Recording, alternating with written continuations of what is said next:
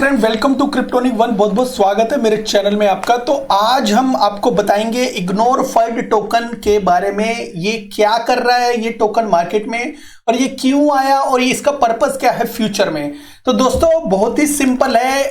एक बार एक ट्वीट आया था, किसकी तरफ से आया था, वितालिक बुतेरिन जो इथेरियम का फाउंडर है, और एक दा प्रोटोकॉल बना था। अब अगर आपको याद हो तो वो दा प्रोटोकॉल एक स्टेटमेंट, कुछ वर्ड्स थे जो उसने बोले थे, बहुत ज्यादा वायरल हुए थे। तो दा प्रोटोकॉल के ऊपर एक रात के अंदर ही दा प्रोटोकॉल करके एक टोकन बन गया, और उस टोकन की हाइप बहुत ज्यादा बढ़ गई, और बहुत ज्यादा बढ़ने से वो टोकन में लोगों ने काफी अच्छा अमाउंट अर्न किया। ठीक है, लेकिन उसमें एक बात याद रखने की है, उस टोकन में काफी अच्छा अर्न किन लोगों ने जो अर्न किया, वो जो लोग हैं जिन्होंने अर्न किया, वो उनकी जो क्वांटिटी है केवल 3 से 4% थी। बाकी जिन्होंने उसके अंदर एंट्री ली वो 90% से ऊपर जो लोग थे, वो उन्होंने उस टोकन के अंदर बिल्कुल सीधा लॉस ही खाया, इससे ज्यादा कुछ नहीं था।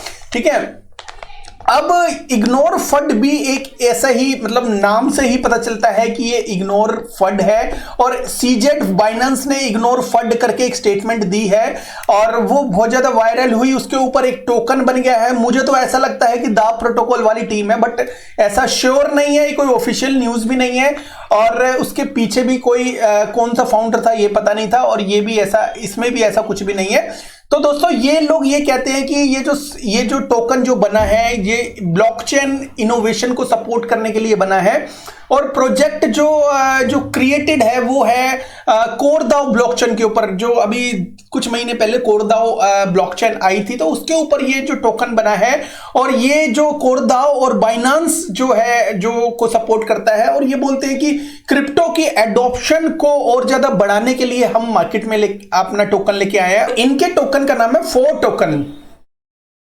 तो फोर टोकन जो ऑफिशियली टोकन है इग्नोर फंड इकोसिस्टम का। तो ये इकोसिस्टम कैसे काम करता है, अगर आपके पास 4 लाख टोकन है इग्नोर फंड के, तो आपको कुछ यूएसडीटी मिलेंगे। वो क्या परसेंटेज यूएसडीटी का मैं अभी बता दूंगा। ठीक है, और जो मैक्स टोटल जो सप्लाई इसकी 40 बिलियन है, और नो बाय टैक्स है और नो ट्रांसफर टैक्स है।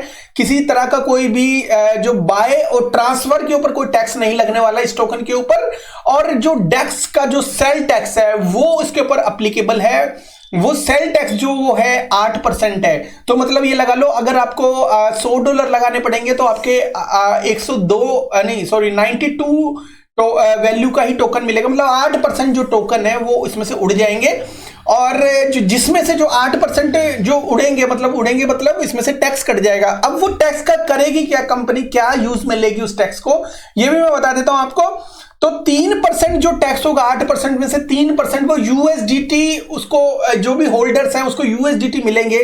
ठीक है, धीरे धीरे। और उसके बाद एलपी में 2%, मतलब 3 और 2 5% हो गया। तो एलपी जो इनकी लिक्विडिटी जो पूल है, जो एक्सचेंज में लिक्विडिटी जो प्रोवाइड करवाते हैं, तो उसका एलपी टोकन में 2% वो चला जाएगा। ठीक है, और 2% इसका टोकन का जो बर्निंग वगैरह कर देंगे ये लोग।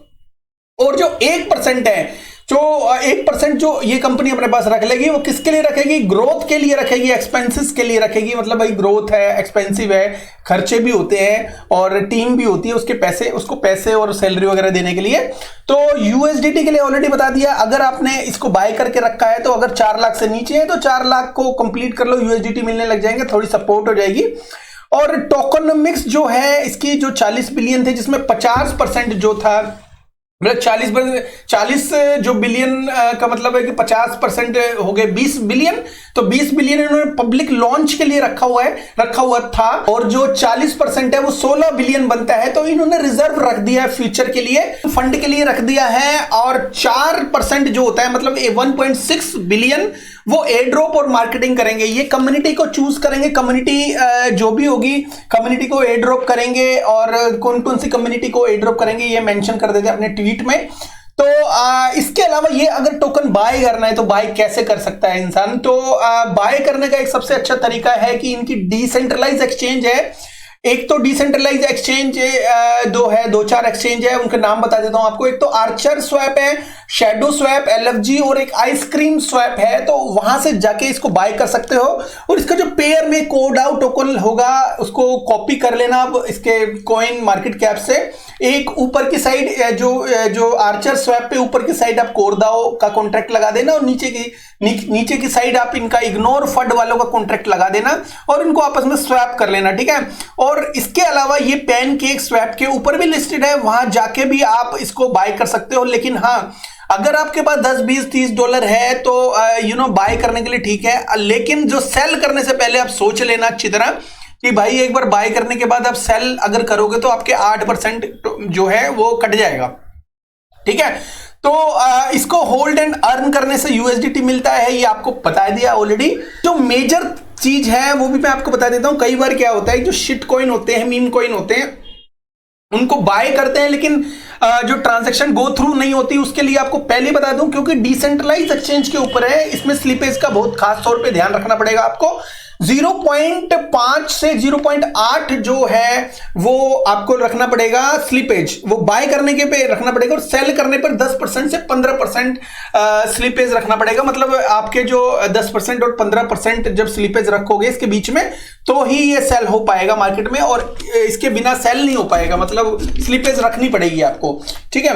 अब इसके अलावा ये जो 2% है, ये जो बर्निंग टैक्स ऑलरेडी मैंने बता दिया कि भाई 8% में से 2% ये जाएगा ही जाएगा जब सेल करोगे। तो मोर बर्निंग ये जो इकोसिस्टम लेके आ रहे हैं मार्केट में, ये जो कहते हैं कि मतलब कि जब भी हम कुछ बर्निंग का नया इकोसिस्टम जब लेके आएंगे, जब हमारी कोई डेवलपमेंट हो जाएगी, मतलब हमारी कोई डेक्स आ जाएगी या हमारा कोई यूज केस आ जाएगा। अब ये क्या यूज केस लेके आ रहे हैं ये भी मैं आपको बता देता हूं।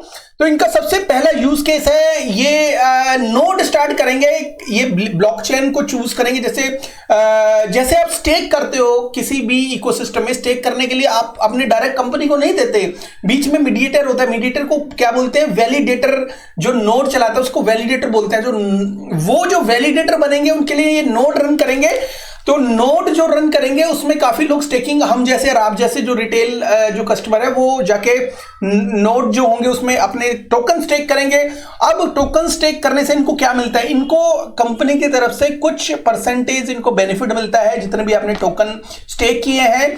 तो वो जो टोकन को स्टेक करने का जो परसेंटेज है, जैसे 1 लाख टोकन आपने स्टेक किए हैं और 2% के आसपास मिल रहे हैं, तो 2000 टोकन उनको मिल जाएंगे। अब वो 2000 में से ये 1000 टोकन, मतलब 50% ये कहते हैं कि हम बाय बैक एंड बर्न के लिए रखेंगे। मतलब जो भी इनकम होगा उसका आधा भाग हम बाय बैक, मतलब 50% अपने पास रखेंगे, 50% हम बर्न कर देंगे, बाय बैक एंड बर्न करेंगे, ठीक है। पहले तो मार्केट से बाय करेंगे, फिर उसको बर्न कर देंगे, ठीक है। एनएफटी मार्केट प्लेस भी इनका आने वाला है, मतलब ये कह रहे हैं, अब कब आएगा ये पता नहीं, बट एनएफटी मार्केट प्लेस जो भी है इनका, उसमें 4000 टोकन, सॉरी जो एनएफटी होंगे 4000 एनएफटी, जो एनएफटी का नाम है इग्नोर फंड कलेक्शन होगा। तो इग्नोर फंड कलेक्शन को रखेंगे। अब इसकी जो सेल होगी, मतलब ये जो रखेंगे तो लोग बाय करेंगे, जब लोग बाय करेंगे तो इनके पास पैसा आएगा। जो इनका जो जैसे $1 लाख अगर आ जाता है ये एनएफटी को बेचकर इनके पास, तो 1 लाख ये अपने इकोसिस्टम में बाय बैक एंड बर्न के लिए लगा देंगे। मतलब सारा का सारा जो पैसा है वो सारे के सारे के सेल को उठा के वो सीधा सर टोकन बर्न कर देंगे, ठीक है, बाय बैक एंड बर्न कर देंगे, ठीक है। अब इनका जो ऑडिट हो चुका है सैटिक्स से और सैटिक्स सिक्योरिटी से, इसका ऑडिट हो चुका है। अब ये मैंने क्या था कि भाई सैटिक्स से हो चुका है तो आप पैसा लगा लो, इनका वॉल्ट आने वाला है तो पैसा लगा लो, इनका जो नोड रन होने वाला है तो पैसा लगा लो। देखो, पैसा लगाना वो आपकी अपनी जिम्मेदारी है, ठीक है, और ये कोई फाइनेंशियल एडवाइस बिल्कुल भी नहीं है। जस्ट कोई किसी ने पूछा और ये टोकन ट्रेंडिंग में भी है, तो मैंने सोचा चलो एक बार इसका वीडियो बना के आपको थोड़ी सी इंफॉर्मेशन दे देता हूं, इसके फ्यूचर प्लान क्या है, ठीक है। अब ये इकोसिस्टम को कहते हैं कि भाई ये जितना इकोसिस्टम हमारे साथ जुड़ेगा उतने ही हम टोकन बर्न करेंगे, उतना ही हम अपना लोगों को उसको मजबूती के साथ सामने आएंगे। तो कहने का मतलब ये है कि ये बड़ी बड़ी कम्युनिटी को चूज करा, जैसे बेबी स्वैप या कुछ भी ऐसे बड़ी बड़ी कम्युनिटी को एयर ड्रॉप करने के लिए तैयार है। तो कहने का मतलब ये है कि ये जो टोकन है ना, ये मीम टोकन है और रिस्की बहुत ज्यादा है। अब मैं इसका थोड़ा सा चार्ट दिखा देता हूं। हाँ, मैं बताना भूल गया, ये वोल्ट इकोसिस्टम भी शुरू करेगा। मतलब आप लोग इसको अपने टोकन्स को वोल्ट में या स्टेकिंग, एक तरीके स्टेकिंग ही होती है, उसमें लगाओगे, वोल्ट में लगाओगे या इसको फार्मिंग भी कह सकते हैं। तो वोल्ट में लगाओगे तो आप उसको उसमें थोड़ा सा इंटरेस्ट अर्न करोगे, तो वो इनकी भी इनकम होगी उसमें से। जब इनकी इनकम जो होगी उस वो भी इसमें बाय बैक एंड बर्न में वो लगाएंगे।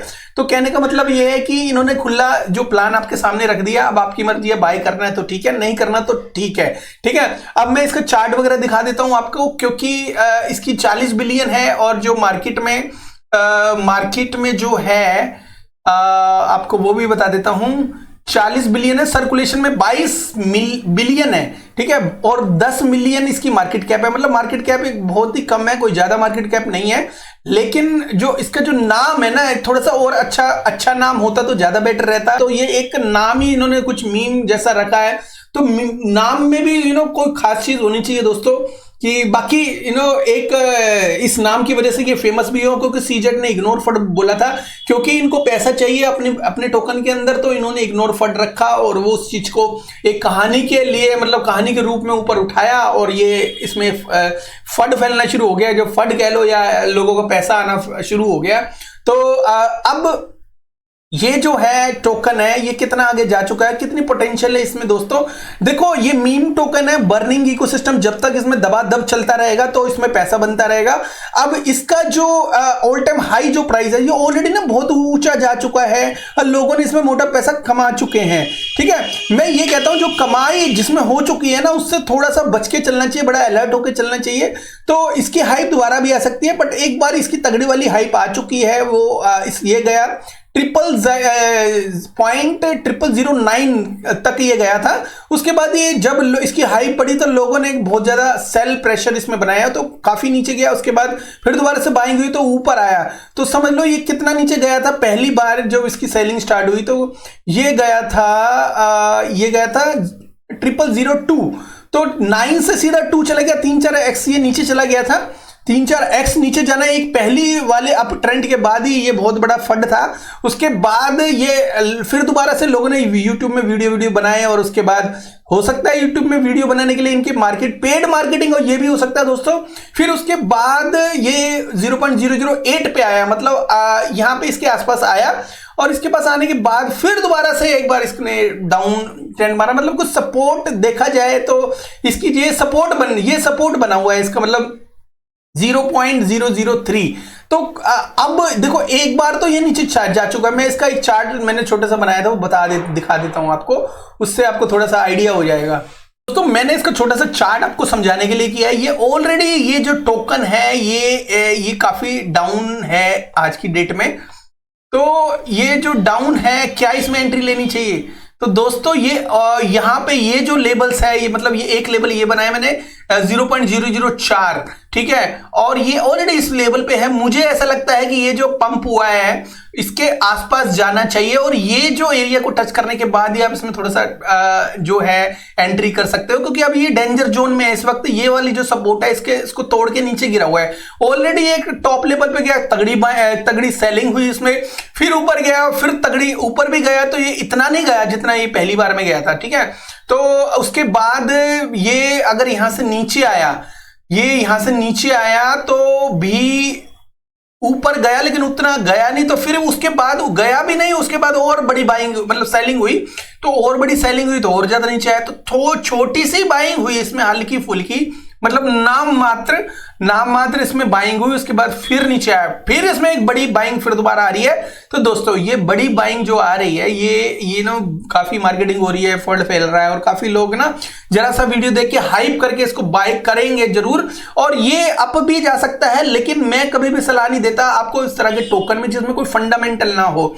ये शॉर्ट टर्म है दोस्तों, आज नहीं तो कल ये धोखा देंगे, बिकॉज मार्केट में रेगुलेशन आ रहा है। रेगुलेशन में काफी चीजें मार्केट से हट जाएगी। जब मार्केट से चीजें हटेगी तो बहुत सारी चीजें पहले ही निकल जाएगी। तो आप ये समझ लो कि इसमें आप एंट्री ले रहे हो तो लो लेवल्स पे लो। इसके बाद भी अगर नीचे जाता है तो 0.002 के आसपास लो, ताकि फिर दोबारा इसमें बड़ी बर्निंग आए तो आपका टोकन एकदम शूट करे, तो अच्छे प्रॉफिट्स लो और फिर निकल जाना। इसमें रहने की जरूरत नहीं है बिल्कुल भी। आप समझो कि 10 20 100 200 एक्स मिलेगा और कब वो मिलेगा यार, कुछ भी हो सकता है क्रिप्टो इंडस्ट्री में। लेकिन मुझे ऐसा लगता है कि आपको इस बार जो 2017 से जो मोमेंटम अभी चल रहा है, तो 2017 के बाद काफी मीम्स ने बड़ा अच्छा फायदा दिया। लेकिन अब जो हम रेगुलेशन के आसपास हैं, तो आप मीम के पीछे ना जाएं तो ज्यादा अच्छा है। थोड़ा कम कमा लो लेकिन अच्छे उसमें रहो तो ज्यादा बढ़िया मेरे हिसाब से। मैं मोस्ट ऑफ द टोकन होता है जिसका फंडामेंटल नहीं होता, तो मैं उससे थोड़ा सा दूर हटता हूं। अगर आप इसमें फिर भी एंट्री लेना चाहते तो थोड़ी बहुत एंट्री लेने में कोई हर्ज नहीं है दोस्तों, लेकिन ज्यादा पैसा लगाना मूर्खता होगी, बिल्कुल भी एलो नहीं करता मैं अपने व्यूअर्स को, ठीक है। और अपने फंड को अगर आपने संभाल भी लिया तो वो भी एक सिक्योरिटी का काम करता है। आपके फंड कम भी बढ़ेगा लेकिन घटेगा नहीं, तो वो भी एक अच्छी बात है दोस्तों। तो बड़े ध्यान से, और ये जो लेबल्स है मैंने आपको बता दिए, वो ध्यान रखना। जो लेबल्स के नीचे जाना चाहिए ये थोड़ा सा और आना चाहिए नीचे। अगर ये नीचे आता है, मतलब इससे भी नीचे आता है, तो बाय करना। अगर ये ऑलरेडी अप है तो थोड़ा बहुत ही बाय करना, रिस्क लेना थोड़ा सा, ज्यादा नहीं, ठीक है। फाइनेंशियल एडवाइस बिल्कुल भी नहीं है इस टोकन के बारे में। ऑलरेडी 27 से 33% चला गया, 2 मिनट में ऊपर और 4 मिनट में फिर नीचे चला जाता है, तो बड़ा खतरनाक टोकन है ये। इसको थोड़ा सा ध्यान से ट्रेड करना। आई थिंक मैंने काफी कुछ बताया कम से कम शब्दों में, और वीडियो को ज्यादा लंबा नहीं होने दिया। आई होप आपको सब कुछ समझ में आ गया होगा। तो दोस्तों, अगर आपको ये वीडियो ठीक ठाक लगा है तो आप मुझे लाइक एंड सब्सक्राइब कर सकते हैं, और मेरे टेलीग्राम को भी ज्वाइन कर सकते हो। मैंने एक प्रीमियम चैनल भी शुरू किया है, if you want to join you can join that too. Thank you so much दोस्तों, have a good one, take care, bye bye.